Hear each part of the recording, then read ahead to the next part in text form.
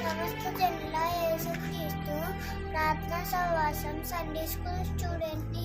My name is Balu Santosh. I am studying second class. అందరూ లూకాసు వార్త 1 నుంచి 2వ అధ్యాయము 1 నుంచి 11 వచనములు. ఆ దినములలో సర్వలోకమునకు ప్రజాసంఖ్య వలనని కైసరు అగుస్తు వలన ఆజ్ఞ ఆయను. ఇది కురేనియా సిరియా దేశం అధిపతి ఉన్నప్పుడు జరిగిన మొదటి ప్రజా సంఖ్య.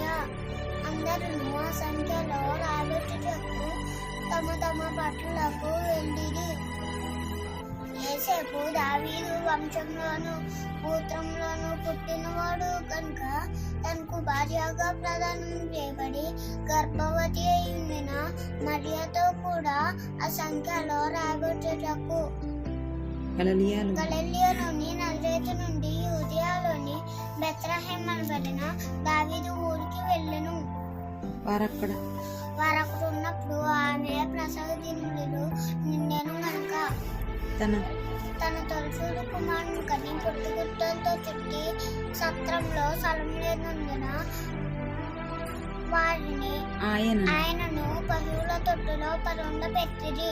ఆ దేశంలో కొందరును గొర్రెల కాపళ్ళు పొలంలో ఉండి రాత్రి వేళ తమ మందను కాచుచుండి చూడగా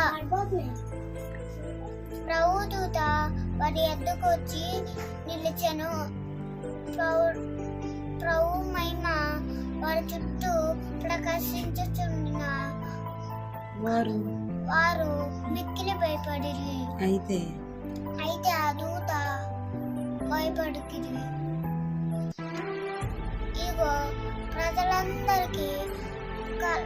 ఇదిగో ప్రజలందరికీ కలపబోవు మహాసంతోషకరమైన